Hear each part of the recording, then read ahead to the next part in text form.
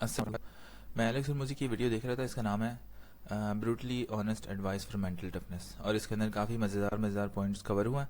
तो मैंने क्या किया कि मैं इसके डिस्क्रिप्शन में गया और यहाँ से मैंने ट्रांसक्रिप्शन निकाली।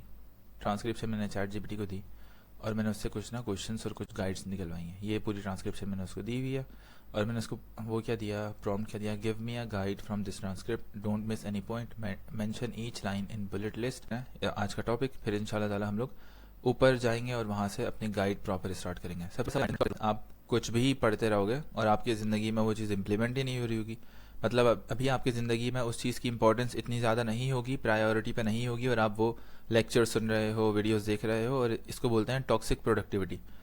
मेरे ख्याल में मैंने इसको इनाम दिया हुआ है। तो हर चीज़ का इल्म हासिल करना ज़रूरी नहीं है। सिलेक्टेड स्पेसिफिक चीज़ों का इल्म हासिल करो जो आपको राइट नाउ ज़िंदगी के अभी के फेज़ में हेल्प करें। फिर आराम आराम से आप बाकी का इल्म हासिल करो। अगर आप आज से 10 साल बाद का इल्म अभी हासिल करना शुरू कर दोगे तो वो सिस्टम थोड़ा सा बिगड़ जाएगा। तो why mental toughness is important, what you will do if you have it, what you will do if you have it। अगर आपके पास मेंटल टफनेस हो तो आप क्या कर सकते हो, what you will achieve if you have it, क्या अचीव कर सकते हो और क्या चीज़ नहीं कर सकते अगर आपके पास मेंटल टफनेस नहीं है। तो सबसे पहले हम लोग स्टार्ट करते हैं, why mental toughness is important, because the world rewards those who keep going.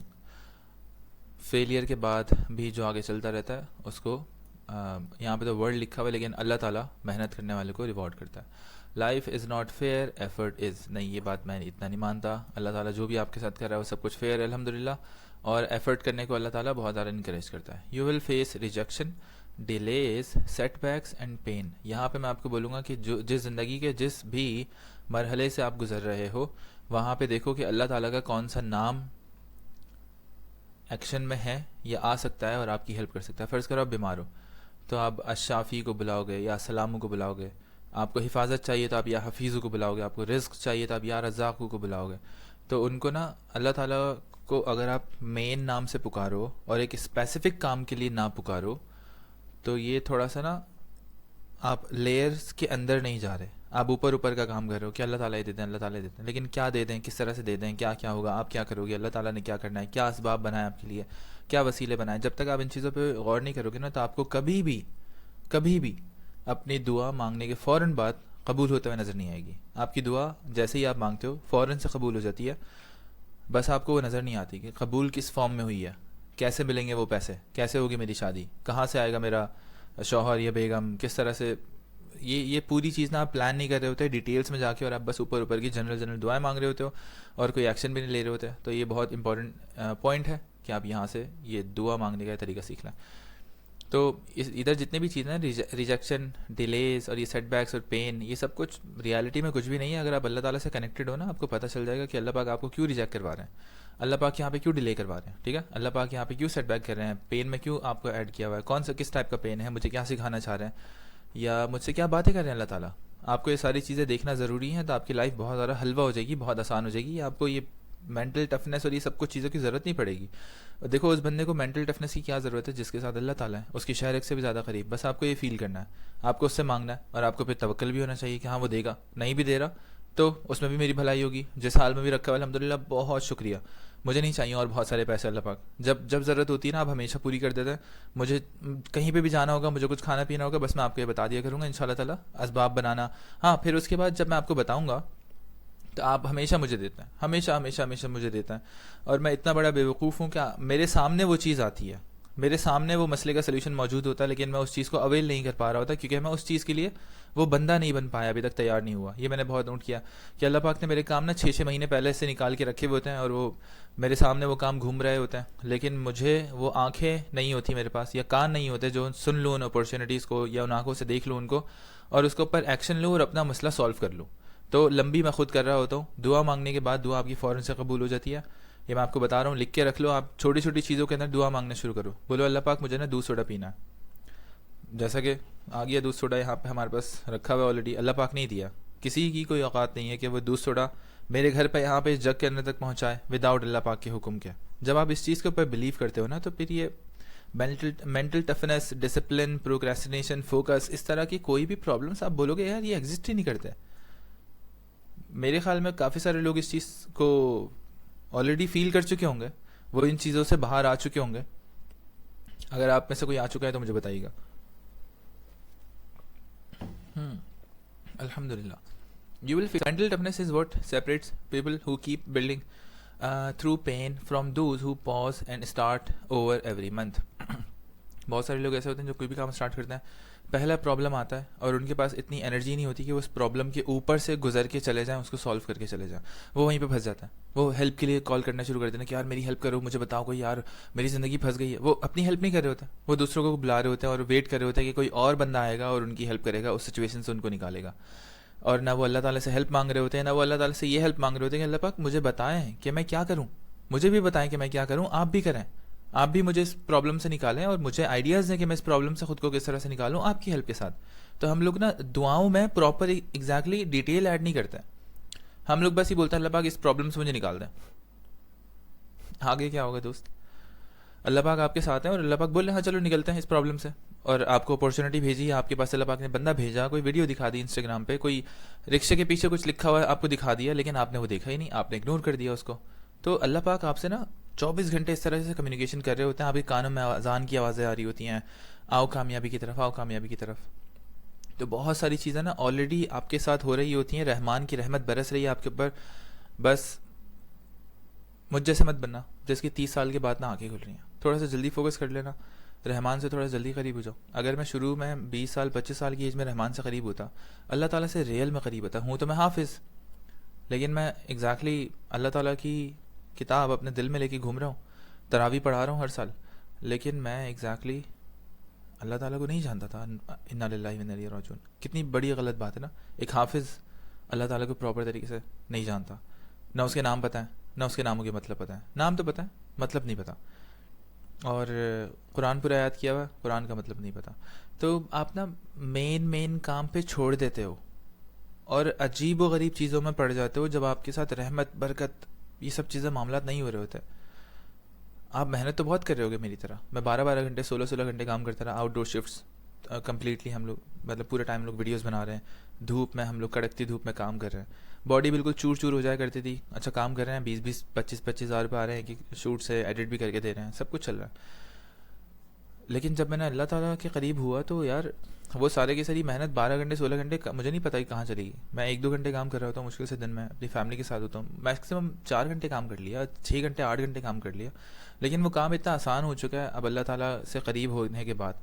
और जो मैं पहले सोचा करता था ना कि ज़्यादा मेहनत करूँगा, हसल करूँगा, कुछ करूँगा तो मैं कुछ कामयाब हो जाऊँगा, नहीं भाई ये सब कुछ नहीं होने वाला।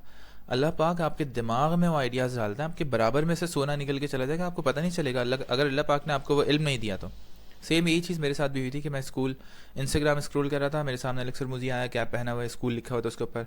अब अगर मैं वो चीज़ इग्नोर कर देता तो मेरा यहाँ से आने वाला बहुत सारा जो रिस्क है, जो आप लोगों की दुआएं हैं, वो सब चीज़ें रुक जाती हैं। लेकिन अल्लाह पाक ने मुझे तौफीक दी। ऐसा नहीं कि मैंने देख लिया वो पोस्ट तो मैंने रिसर्च कर ली, मैंने स्कूल बना लिया, मेरे ही स्कूल की कम्युनिटी, सब बेकार की बात है, इंतहाई बेवकूफ़ाना बात है। जहाँ जहाँ पे मैं ये सब चल रहा है ना, यहाँ पे हम लोग अपने नफ्स को ना चाहते हुए भी पावर्स दे रहे होते हैं, उसको अथॉरिटी दे रहे होते हैं कि हाँ भाई तू है, तेरी औकात है, तेरी बॉडी और इस तरह की चीज़ें। और फिर हम इनडायरेक्टली सोल को, अपनी रूह को नीचे रख देते हैं, अल्लाह रसूल को नीचे रख देते हैं, नफ्स को ऊपर रख देते हैं, नऊज़ुबिल्लाह।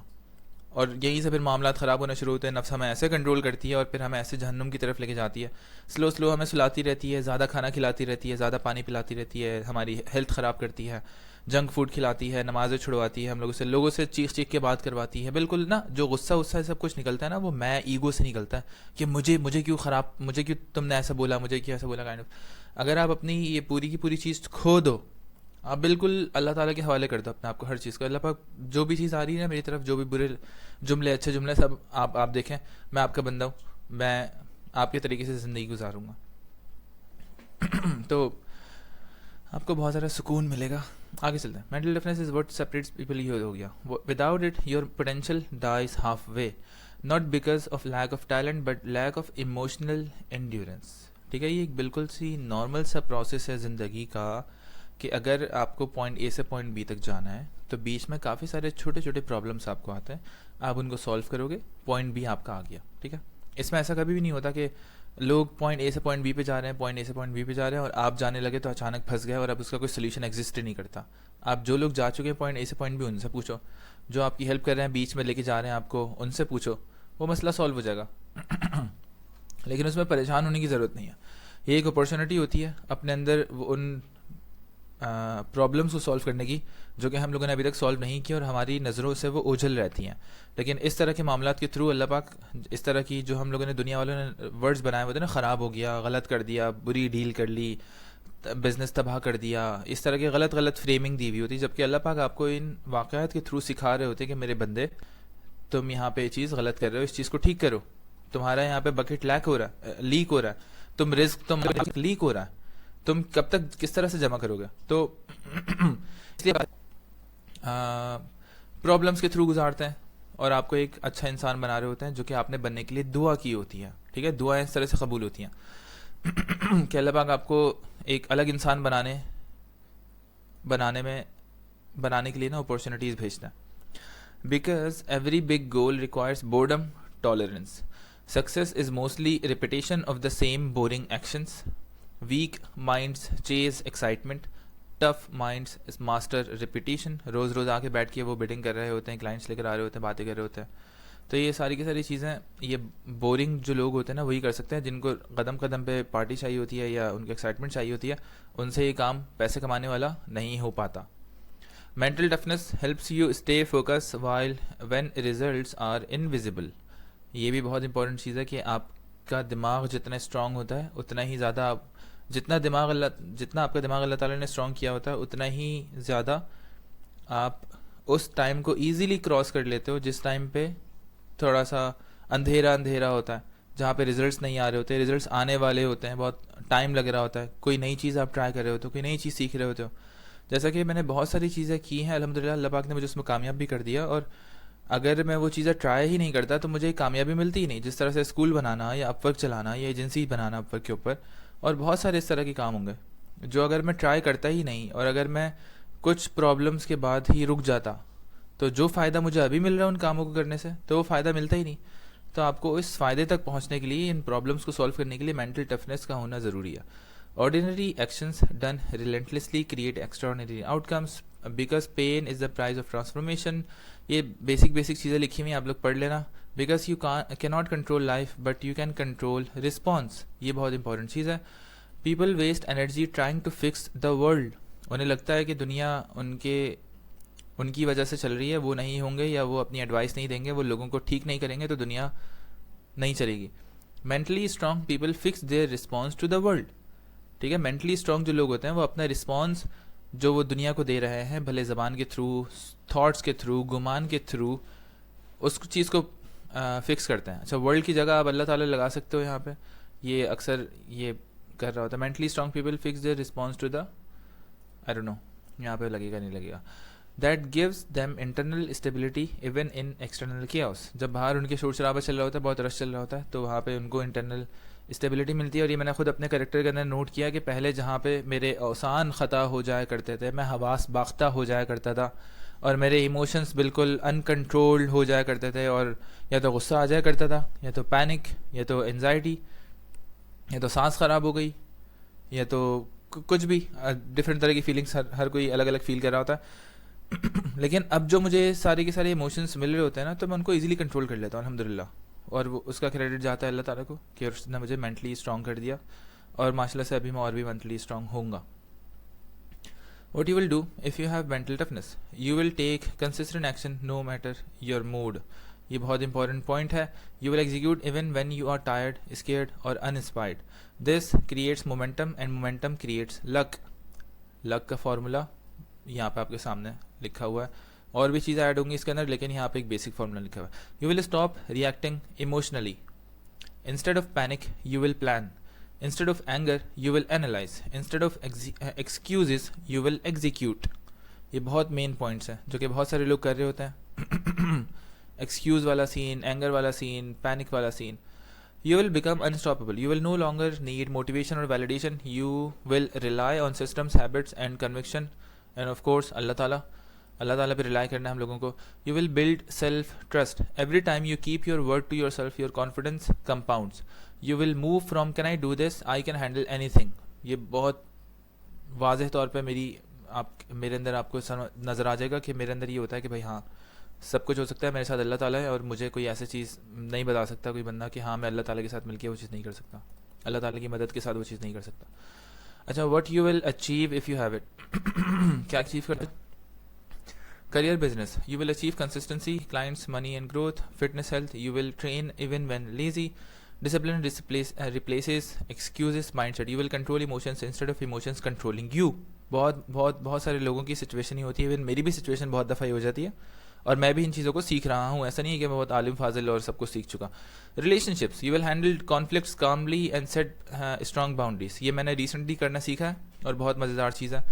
Spiritual life, you will trust the process, surrender ego and find peace, ये भी मैंने अभी रिसेंटली करना सीखा है, अल्हम्दुलिल्लाह बहुत मज़ेदार चीज़ है, बहुत मज़ेदार चीज़ है। Toughness gives you the ability to stay patient while the world tests your faith, toughness gives you the ability to stay patient while the world test your faith. I don't think so it's ये कि सिर्फ toughness ही आपको ये देती है ability, अल्लाह ताला देते हैं टफनेस और अल्लाह ताला आपको तवक्कल देते हैं, अल्लाह पाक आपको हिदायत देते हैं। तो टफनेस की तरफ डायरेक्टली मत जाना, अल्लाह ताला से टफनेस मांगो। What you can not do if you don't have it, you will quit every time life gets hard, you will need motivation for everything, you will break under pressure, you will keep blaming and comparing, you will never reach your true potential। ये बहुत main points हैं जो कि लोग कर रहे होते हैं, प्लीज़ इन चीज़ों को स्किप करके मत जाना और अपने आप को अच्छे से एनालाइज करो कि गलती से भी अभी कोई चीज़ या तो पास्ट में करके आए हो या तो अभी कर रहे हो या तो इन फ्यूचर में करोगे। अपने ऊपर नज़र रखना होता है, अपने ऊपर एक पहरा बिठाना होता है, नफ्स आपसे ना बहुत सारी चीज़ें करवा रही होती है। Final truth, mental toughness is not about becoming emotionless, it's about feeling everything and still choosing discipline over distraction। Discipline तो बेकार चीज़ है, अल्लाह ताला हमारे साथ है, हमें कोई डिसिप्लिन चाहिए, हम लोग बस अपने टाइम का हिसाब देने से डरते हैं अल्लाह ताला से कि अल्लाह ताला हमसे हमारे टाइम का हिसाब मांगेगा कि क्या जो टाइम दिया था कहाँ लगाया। तो बस इसीलिए हम लोग अल्लाह ताला की सर्विस में लगे हुए हैं सर्विस में अल्लाह ताला मखलूक की रहम करने पे लगे हुए हैं और अपने आप पे रहम करने में लगे हुए हैं। अल्लाह ताला के लिए ख़ुद को अच्छा खुश मुस्कुराता हुआ रखा हुआ है और अल्लाह ताला के लिए लोगों से अच्छे से मिल रहे हैं, अल्लाह ताला के लिए लोगों से सुलह कर रहे हैं, अल्लाह ताला के लिए लोगों को पढ़ा रहे हैं, सब कुछ अल्लाह ताला के लिए हो रहा है और इसमें मुझे बहुत मज़ा आ रहा होता है। मतलब मैं अल्लाह ताला का बंदा हूँ, अल्लाह ताला का ग़ुलाम हूँ और मुझे एक ना प्राउड ग़ुलाम वाली फ़ील आ रही होती है और मैं ग़ुलाम भी उसका हूँ अल्लाह पाक का।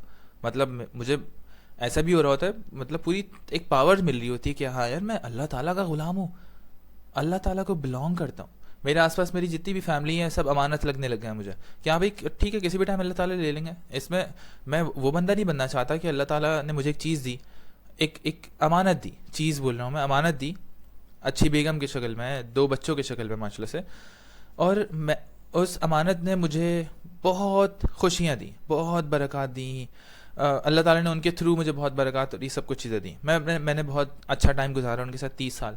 अब मैं 30 साल के बाद जाके वो बंदा नहीं बनना चाहूँगा जो बोलेगा कि नहीं यार अल्लाह पाक अब नई चीज़ मेरी हो गई, नहीं लें आप मुझसे ना, वरना मैं रोना शुरू हो जाऊँगा, वरना मज़ा नहीं आएगा यार। और दूसरा मुझे पता है इस दुनिया की रियलिटी क्या है, ये दुनिया आपको क़यामत वाले दिन अपना जो टाइम आपने गुजारा है दुनिया पे वो ऐसा लगेगा कि एक सुबह या एक शाम गुजार कर आए।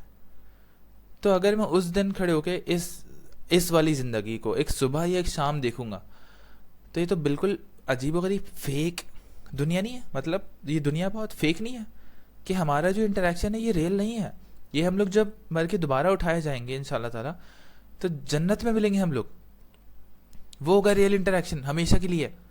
वो मज़ेदार इंटरेक्शन होगा कि हम लोग साथ बैठ के बातें कर सकते हैं, चीज़ें प्लान कर सकते हैं, कोई काम नहीं करना होगा यार, अब वर्क पे काम नहीं करना होगा एटलीस्ट उस दिन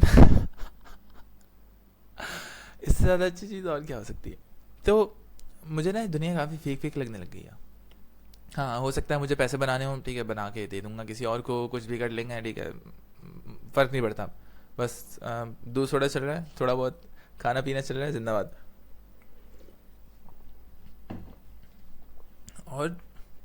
और की हिर्स और लालच में ना मुझे लगता है कि और लोगों ने डाला हुआ है हम लोगों को। यूट्यूब खोलते हैं हमेशा कुछ ना कुछ नज़र आ रहा होता है, वो बड़ी गाड़ी, बड़ी घड़ी, वो बड़ा घर, उसका ये ले लो, वो ले लो, ये ले लो, वो ले लो, काइंड ऑफ एक ना नॉर्मलाइज बना दिया कि यार ये नॉर्मल है, ये तुम्हारे पास नहीं है ना तो तुम गरीब और इनकम्प्लीट फील करो क्योंकि तुम ये नहीं कर रहे जो मैं कर रहा हूँ। जबकि मैंने जो देखा है रियल खुशी मुझे जाके जब मैं बेगम के साथ होता हूँ तब मिलती है, बच्चों के साथ होता हूँ तब मिलती है, अम्मी से मिलने जाता हूँ, अब्बू से मिलने जाता हूँ तब मिलती है, बहनों से मिलता हूँ तब मिलती है, लोगों से मिलता हूँ यार, लोगों के साथ खानों पे जाता हूँ। कल आसिम आसिम आया हुआ था मेरे घर पे माशाल्लाह से मिलने के लिए।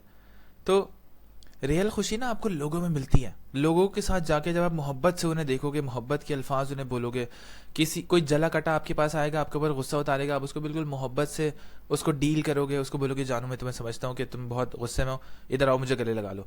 इस तरह की चीज़ें जब आप मोहब्बत बांटने निकलोगे ना बाहर, वो मज़ेदार चीज़ है। क्या गाड़ी यार, कुछ भी नहीं होता भाई गाड़ी। जो बंदा भी गाड़ी या इस तरह की चीज़ों में फंसा है तो बहुत छोटी छोटी खुशियाँ, रियल चीज़ को एक्सपीरियंस करो, इंशाल्लाह ताला जल्दी मज़ा आएगा आपको। अच्छा, when you have it you can survive anything, you can rebuild from zero, you can lead others with काम कॉन्फिडेंस। ठीक है, आज जब अल्लाह ताला आपके साथ हो आप ये सब कुछ कर सकते हो।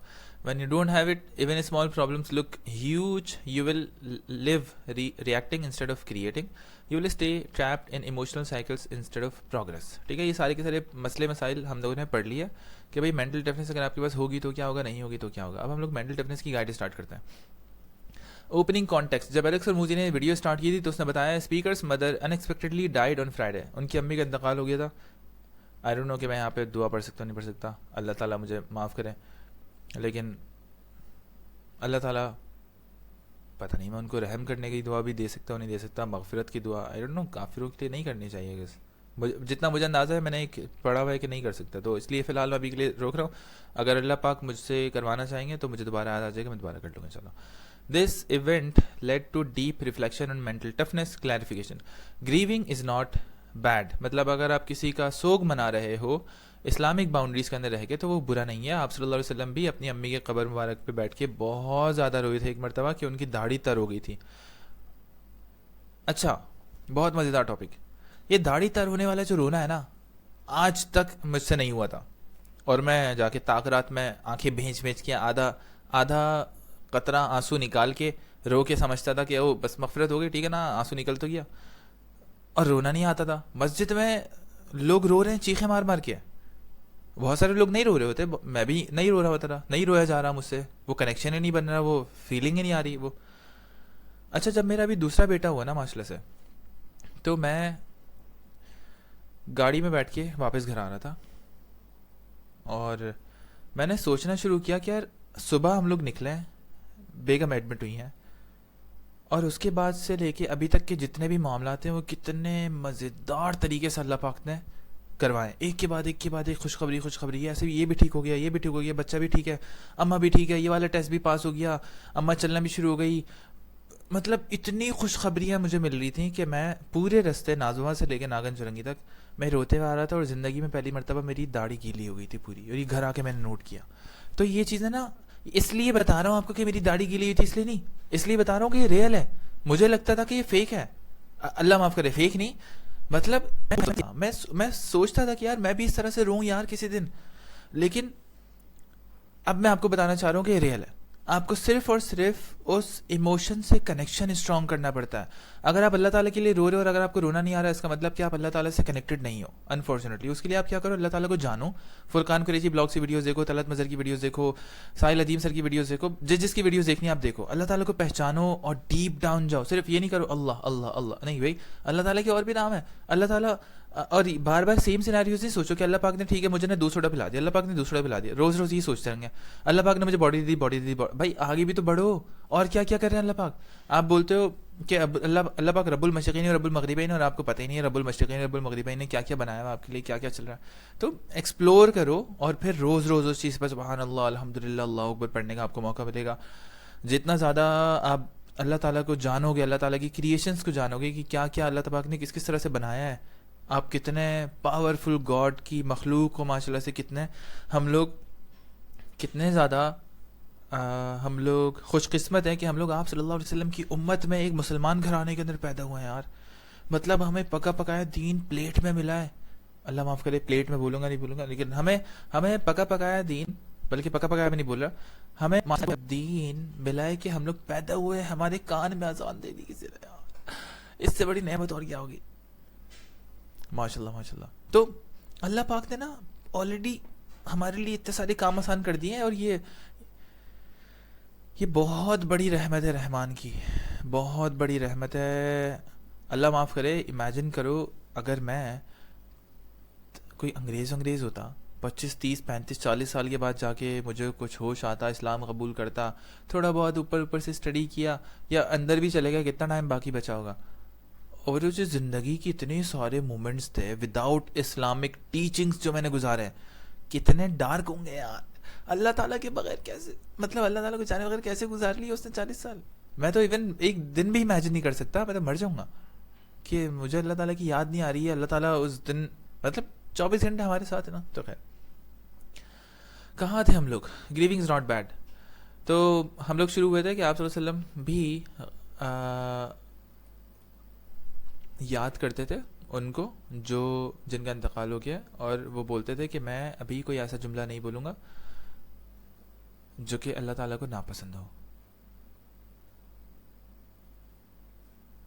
तो गम तो नॉर्मल है, आपकी नेचर है, रोना चाहिए आपको, भरपूर रोना, लेकिन मायूसी में नहीं रोना, होपलेसनेस में नहीं रोना, नाउमीदी में नहीं रोना, और बेचारगी में नहीं रोना। ठीक है, आपको बंदा याद आ रहा है, आप उसको याद करके रो दो, ठीक है।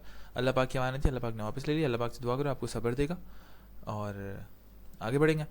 तो नो राइट और wrong way to grieve, not saying नहीं ये तो गलत है भाई। राइट वे ऑफ ग्रीफ आपको दिया हुआ इस्लाम में, एलेक्स भाई आप पढ़ लो, वरना आप सिर्फ पैसे ही कमाते रह जाओगे और ऐसे ही मर जाओगे। No saying to tough it out against grief, ठीक है, टफ इट आउट भी नहीं करना होता, ठीक है, लेकिन एक लिमिट में रह के आप करो। Sharing thoughts that apply to his current situation, ठीक है। Definition of mental toughness, mental toughness is equal to the chance a bad thing changes how you act in a way against your goals. Mental toughness का मतलब क्या है कि the chance a bad thing changes, कि कितने percent chances हैं कि आपके साथ एक बैड चीज़ हुई, बुरी चीज़ हुई, जिसको दुनिया वालों ने बुरा बुरा बुरा बोला हुआ होता है, एक्चुअल में वो बुरी होती नहीं है, वो एक नेमत भी हो सकती है अगर आप उसको गौर से देखो तो। एक बुरी चीज़ आपके साथ हुई और किस तरह से आपने एक्ट किया, अपने गोल्स के अगेंस्ट आप चले गए। फ़र्ज़ करो आपने पूरा दिन प्लान किया था कोई काम करने का, आपके साथ किसी ने आपका मूड ख़राब कर दिया, आपको कुछ भी बोल के, आपने कहा कि भाई अब चलो मैं पूरा दिन काम ही नहीं करूँगा, और अपने गोल के अगेंस्ट आप चले गए। It's not binary, have it or not, it's a spectrum of how much you have. Mental toughness वाकई ऐसे ही है, इट्स नॉट बाइनरी कि भाई 1 और 2, क्या आप मेंटल टफ हो या नहीं हो। ये स्पेक्ट्रम होता है कि कितने मेंटल टफ हो आप। 0 से लेकर 100 तक आप ले जाओ, हो सकता है कोई बंदा 40 पे हो सकता है कोई बंदा 90 पे हो, कोई बंदा 100 पर हो, कोई बंदा 0 पर हो मेंटल टफनेस में, ये भी हो सकता है। तो आप स्केल के ऊपर रखिए इसको, देख लोगे आप कितने मेंटल टफ हो। Example, high mental toughness is equals to low likelihood of negative impact on behavior. Strong mind is equals to weak zero bad impact. मतलब जो weak mind होता है उसके ऊपर बुरी चीज़ों का impact बहुत easily पड़ता है, और उसको कोई भी आप नेगेटिव बात बोलोगे या कुछ भी, उसके साथ कुछ भी उल्टा सीधा हो जाएगा ना, तो वो बहुत बुरा असर लेता है फ़ौरन से, और बहुत बुरा रिएक्शन देता है अपनी ही ज़िंदगी को डैमेज करने के लिए। भले से वो उसको बाहरी तौर पे निकाले रिएक्शन को, या अंदर के तौर पे निकाले, वो दोनों सूरतों में ख़ुद को बहुत ज़्यादा डैमेज करता है, और उस सिचुएशन को उसकी अपॉर्चुनिटी के लिए या उस सिचुएशन को एज अ नेमत नहीं देखता, और उसमें से अच्छी चीज़ नहीं निकालता, बल्कि एक बुरी चीज़ होती है, फिर उसके बाद वो बोलता है अब मैं और बुरा करूँगा, फिर वो और बुरा करता है, और बुरा करता है, और वो और ईजिली बिल्कुल ज़मीन से लग जाता है। Low mental toughness is equals to high likelihood of negative impact on behaviour, ये चीज़ अभी हम लोगों ने डिस्कस कर ली। Weak mind is equals to strong bad impact, जिसका माइंड वीक होगा उसको बैड इम्पैक्ट बहुत ज़्यादा तेज़ी से पड़ेगा। जिसका माइंड टफ हो जाएगा, अगर उसको कोई खड़े होकर गालियाँ भी दे रहा है, अगर उसके अंदर कोई बंदा आके टकरा भी किया, ज़ोर से घुस गया, किसी ने उसका कैप उतार लिया, चश्मा उतार लिया, मुँह पर चमाट मार दिया, तो वो बंदा अपनी सेंसेस को, इमोशंस को अपने लेवल के हिसाब से कंट्रोल कर लेता है, ठीक है, डिपेंड करता है आप किस लेवल के ऊपर हो। Behavioral model, when bad things happen, normal state, how you usually act. Bad thing happens, negative emotional reaction. Acting out, change in behavior after hardship. Recovery time is equals to distance until you stabilize back to normal. Recovery time, कि कितना time आपको लग रहा है कि आपके साथ एक बुरी चीज़ हुई और आपने कितना टाइम लिया वापस बैक टू नॉर्मल जाने के लिए। देखो ये चीज़ों को किस तरह से ना मैथ के थ्रू देख रहा होता है और एक इक्वेशन बना रहा होता है, उसके अंदर चीज़ें ऐड कर रहा होता है। ये बहुत मज़ेदार टॉपिक है, बहुत मज़ेदार तरीका है अपनी दुनिया को देखने का, अपने प्रॉब्लम्स को देखने का, जब इस तरह से करके आप सारी की सारी इक्वेशंस लिखते हो तो आपको मैथ का एक पूरा फार्मूला मिलता है और आप बोलते हो अच्छा ठीक है, इस तरह इस तरह इस तरह सब कुछ करूँगा तो ये आउटपुट निकलेगा, ठीक है। After stabilization 3 outcomes better than before.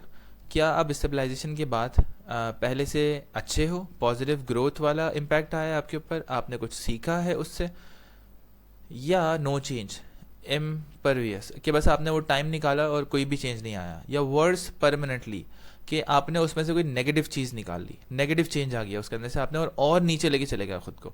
ये तो न्यूट्रल है कि इसने ना अच्छी चीज़ ली ना बुरी चीज़ ली, और नेगेटिव वाले ने क्या किया कि उसके साथ किसी ने बुरा किया, उसने साथ अपने साथ और बुरा करना शुरू कर दिया, सोच सोच के, ओवर थिंकिंग करके, उस चीज़ को जर्नल ना करके, उस बंदे को माफ़ ना करके, उस बंदे से कम्युनिकेशन ना करके, गलत रिएक्शन दे के, फिर उसके बाद और गलत रिएक्शन दे के, ईगो इस चक्कर में ना, ये अगर आप नोट करो ना बहुत ध्यान से, आंखें लगा के अपने ऊपर बैठो और किसी को बोलो कि यार मुझे ना कोई गलत बात बोलो, और देखो कि आपकी ईगो किस तरह से रिएक्ट करती है आपको प्रोटेक्ट करने के लिए कि मुझे गाली दे दी, मुझे ये बोल दिया, ओ अंदर से ना शोर मचा रही होती है वो। तो आप उसको बोलो हाँ क्या हुआ, क्या मसला है, चल करो, गाली दे दी या कुछ भी हो गया तो आराम से, हाँ अगर वो कुछ बोल रहा है अपनी तरफ की कोई गलाजत यहाँ फेंक रहा है तो क्या तुम क्या बोलते हो कि मैं भी और उसको गालियाँ देना शुरू कर दूँ, या मैं उसको कुछ बुरा भला बोलना शुरू कर दूँ, उसका भी दिल चीर दूँ। उसको बस डील करने का तरीका ये होता है कि उस बंदे को बुलाओ, बोलो जानू बताओ क्या मसला है, आराम से ना, या उससे कोई क्वेश्चन पूछ लो, उसकी जो थॉट्स हैं वो ब्रेक कर दो। बहुत सारे इस तरह के मेथड्स होते हैं, बहुत ईजी है, ईजी। आप लोगों में से बहुत सारे लोगों को ना मर्द का गुस्सा या मर्द का मूड कंट्रोल करना नहीं आता, मुझसे पूछ लेना भाई मैं एक मर्द हूँ, बहुत ईजी है हम लोगों को मैनेज करना। और हाँ मैं सीख रहा हूँ लड़कियों वाला पार्ट, क्योंकि मैं एक लड़की नहीं हूँ तो बेगम जिंदाबाद, बेगम सिखा रही है मुझे बहुत सारी चीज़ें। 4 components of mental toughness. Tolerance, how much hardship you can endure before snapping, कि कितना बर्दाश्त है आपके अंदर, कितनी नेगेटिविटी। फ़र्ज़ करो मैं बोल रहा हूँ कि यार आपके ऊपर कोई खड़े होकर बोल रहा है तो बोलने दो, ठीक है आपने बर्दाश्त कर लिया, 2 बंदे बोलने लगे थोड़ा डबल हो जाएगा, पूरा स्टेडियम आपके अगेंस्ट बोल रहा है और आप स्टेडियम के बीच में खड़े हो, तो ऑफकोर्स एक अलग लेवल ऑफ बर्दाश्त चाहिए होगा उस पूरे प्रेशर को, सारी आँखों को, पूरे उसको बर्दाश्त करने के लिए। तो ये प्रेशर नोट किया करो। बहुत सारी लोगों की आंखों का जो वेट होता है वो बहुत ज़्यादा होता है, बहुत सारे लोगों की आंखों का वेट इतना नहीं होता, इस बात पर गौर कर लेना। Fortitude, the intensity of your behaviour change once tolerance is surpassed. Fortitude का मतलब है कि intensity of your behaviour change, कि कितना ज़्यादा आपका बिहेवियर चेंज होता है जब एक मरतबा आपके अंदर आपकी क़ुव्वत बर्दाश्त से ज़्यादा कोई बुरी चीज़ आ जाती है, कि कितना आपका बिहेवियर चेंज होता है। Resilience, how long it takes you to return to baseline, कितना टाइम आपको वापस लगता है न्यूट्रल होने में।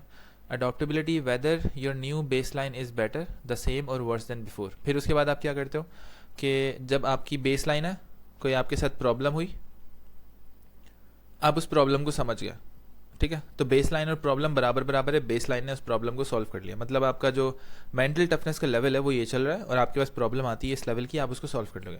लेकिन एक दिन ऐसा आएगा कि आपके पास प्रॉब्लम आएगी बड़ी, होता है अनएक्सपेक्टेडली आ जाए, आप सो रहे हो, कोई आपके ऊपर चिल्लाना शुरू कर दिया, ये कुछ भी हो गया, पानी डाल दिया किसी ने, और आपको बहुत गुस्सा आ गया उठ के।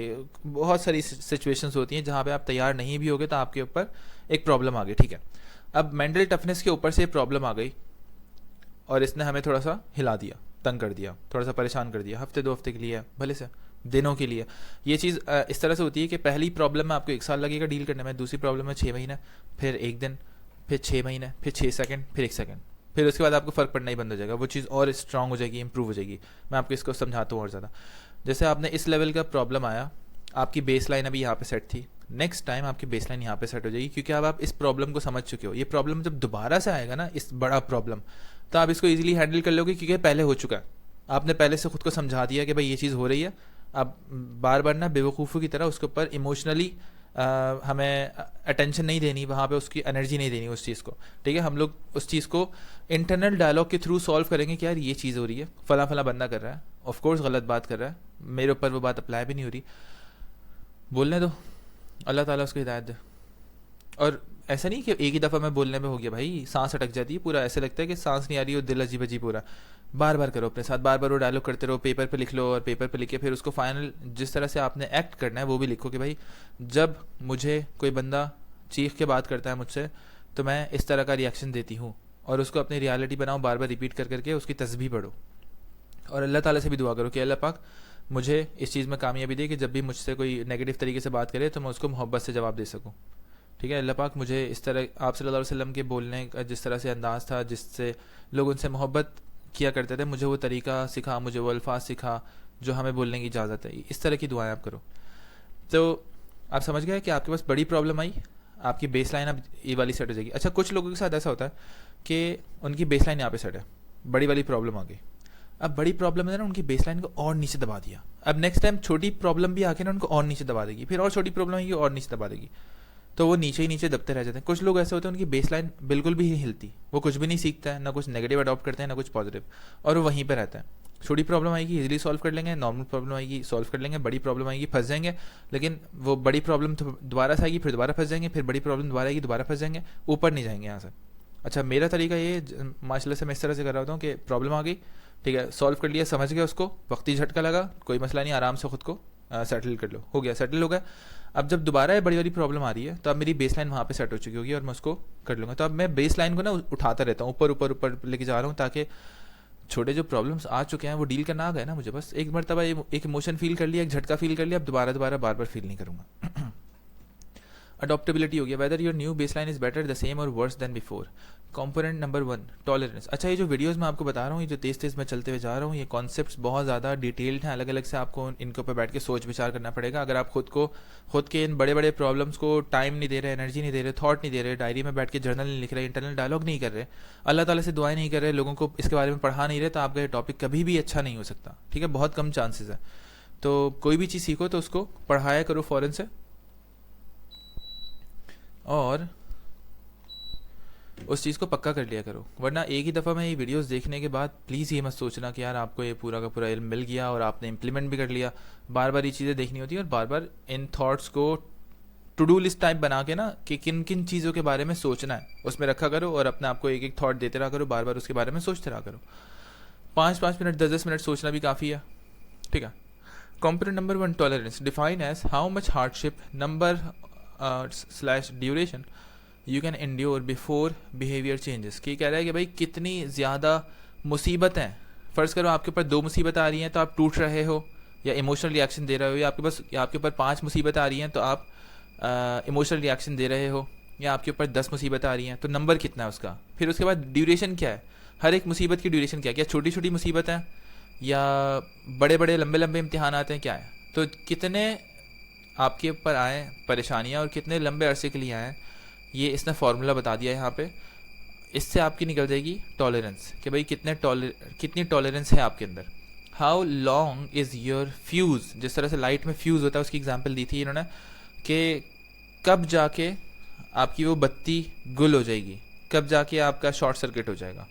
High tolerance is equals to long fuse, difficult to shake, आपको हिलाना मुश्किल होगा अगर आपकी हाई टॉलरेंस है, तो आपको इजीली ट्रैक से हटाना मुश्किल होगा, आपको कोई भी कुछ बोल के जाएगा और आपका दिन ख़राब नहीं हो पाएगा, क्योंकि अब आप स्ट्रांग हो चुके हो। ये एक ऐसी चीज़ होती है जहाँ पे आपको ना कोई डिसिप्लिन, फेक मोटिवेशन, इंस्पिरेशन ये सब नहीं चाहिए होता, ये आपका करेक्टर अल्लाह पाक स्ट्रांग कर देता है।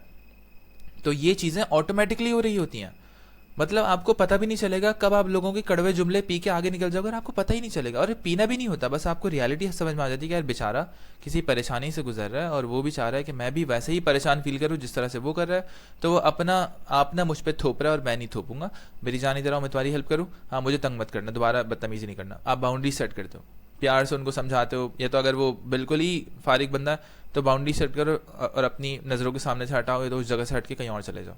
ठीक है, या तो उस बंदे को बात करो उससे, बहुत सारी चीज़ होती हैं। Low tolerance is equals to short fuse, easily upset कर सकते हैं जिनका टॉलरेंस कम होता है। Component number 2, fortitude, define as intensity of behaviour change once tolerance breaks.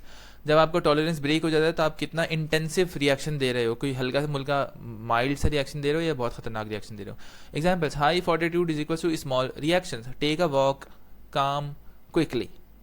ठीक है, हाई फॉर्टिट्यूड के अंदर ही होता है। लो फॉर्टिट्यूड अगर आपका है तो क्या होगा, extreme reactions, quit job, divorce या ड्रग्स में लग गया है, शराब पीने लग गया है, इस तरह की चीज़ें कर रहे होते हैं लोग, अल्लाह माफ़ करें। Components, resilience, define as time to recover base line after behaviour has changed, कि कितना टाइम लग रहा है आपको बेस लाइन में वापस जाने के लिए जब आपका बिहेवियर ऊपर चेंज हुआ था, भले से स्मॉल हुआ था, एक्सट्रीम हुआ था, यहाँ पे उसका टाइम नोट करो कि कितना टाइम लग रहा है आपको वापस नॉर्मल पे जाने के लिए। High resilience is equals to bounce back in minutes, low resilience is equals to take years to recover, ऐसा होता है।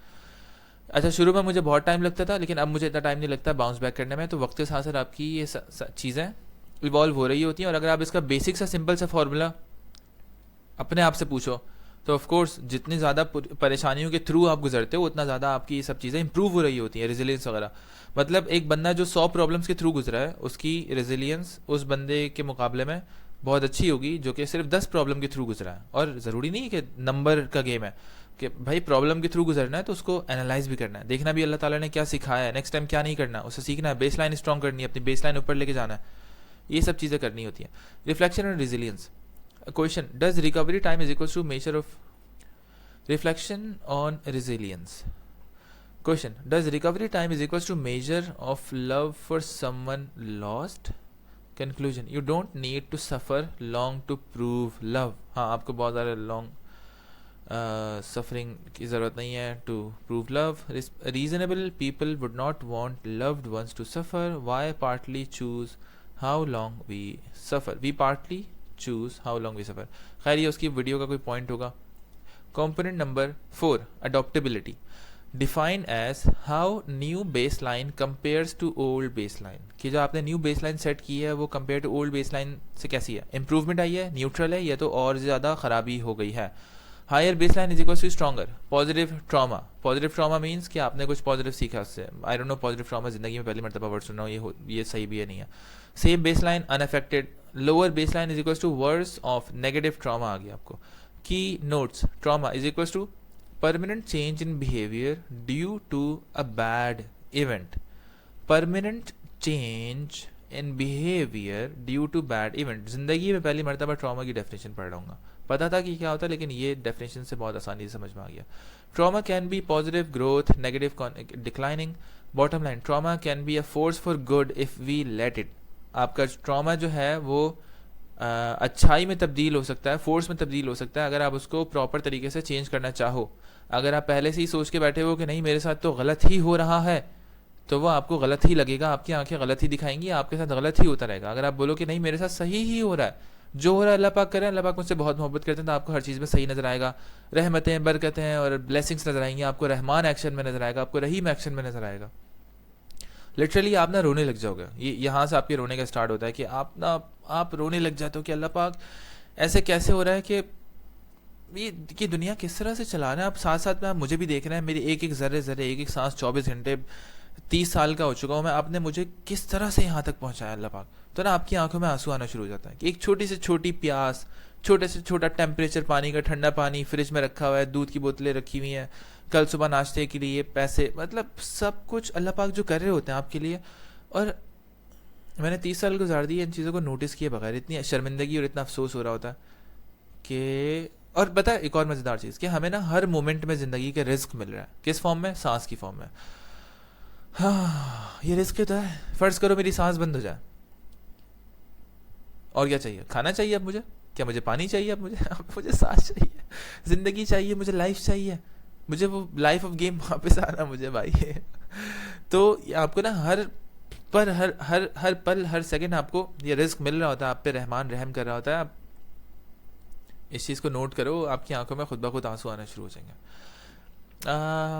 ये तो हो गया। Spectrum of mental toughness, it's not binary, exists on a continuum across tolerance, fortitude, resilience, adaptability, behavior is malleable, not fixed identity। ये नहीं पता। हाँ, behavior is malleable मतलब behavior को चेंज किया जा सकता है, कोई फिक्स्ड आइडेंटिटी नहीं है, ठीक है। आप चेंज कर सकते हो, अपने बस इमोशंस पे कंट्रोल करना होता है आपको, और आप इजीली कर सकते हो।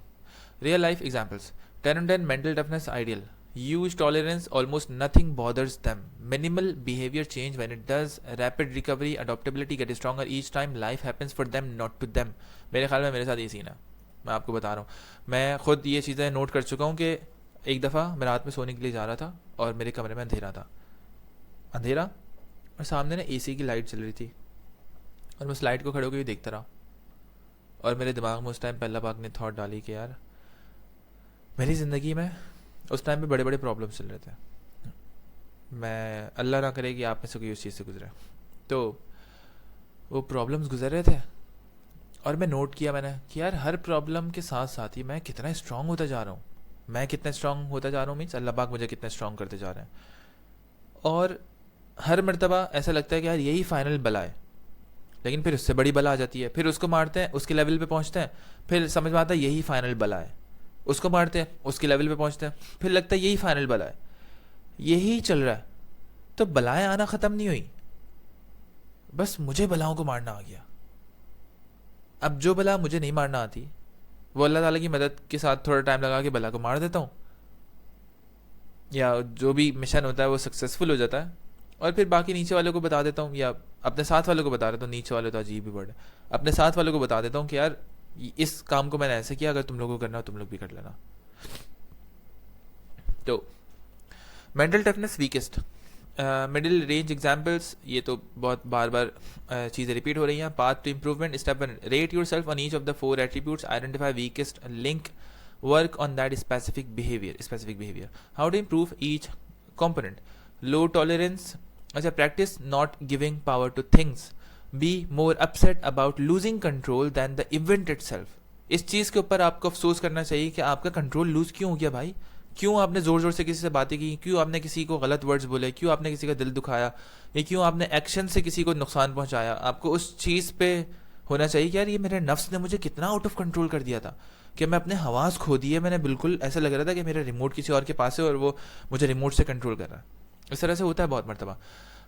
Keep control of your mental car, देखा, keep control of your mental car, exactly वही रिमोट कंट्रोल वाली बात आ गई नीचे। Continue to behave normally despite bad events, continue to behave normally despite bad events. बुरे इवेंट्स हो रहे होते हैं, उन्हें कोई फर्क नहीं पड़ता, उन्हें अल्लाह ताला पे बहुत तवक्कुल होता है कि हाँ अल्लाह पाक ने किसी न किसी रीज़न से किया होगा, आगे बढ़ो, अल्हम्दुलिल्लाह अल्हम्दुलिल्लाह सुभान अल्लाह।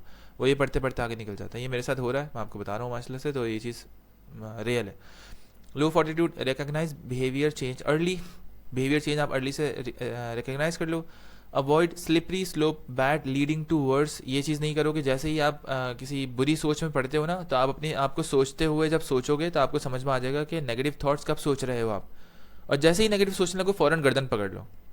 मेरे साथ ये बहुत दफ़ा होता है कि जैसे ही मैं नेगेटिव सोचने लगता हूँ और मुझे लगता है कि मैंने ही अपने आप को पकड़ लिया कि भाई ये क्या नेगेटिव्स क्यों सोच रहे हो, ये क्या मसला है, क्या तुम नाउमीद हो अल्लाह ताला की रहमत से, क्या तुम मायूस हो रहे हो, या तुम्हारे साथ ज़िंदगी में मसला क्या है, सैड क्यों फील कर रहे हो, मतलब क्या क्या लॉजिक है।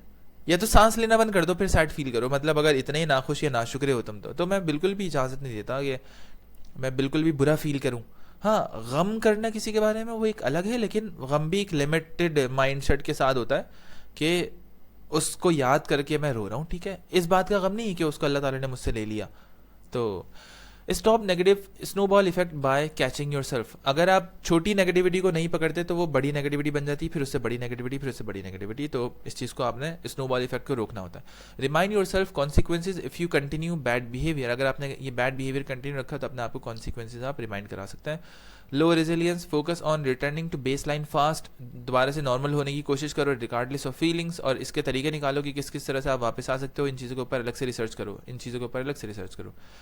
Break link between feelings and actions, break करो लिंक किस किस के बीच में, फीलिंग्स और एक्शंस के बीच में, कि भाई फील आप कर सकते हो बुरा, लेकिन आप एक्शन उल्टे सीधे नहीं ले सकते, उसके बाद गलत चीज़ों में नहीं पड़ सकते। Over time shorten recovery gap, recovery gap को शॉर्ट करो। Behaviour returns faster until it seems unaffected, behaviour returns faster, आपका बिहेवियर वापस तेज़ी से रिटर्न होगा अंटिल इट सीम्स अनअफेक्टेड, जब आपको अंदर से लगेगा कि हाँ यार आपको तो फ़र्क ही नहीं पड़ा इस चीज़ से, तो आपका बिहेवियर पर हिलता नहीं है, आपको फ़र्क ही नहीं पड़ना उस चीज़ से जिस चीज़ से आपको पहले फ़र्क पड़ता था।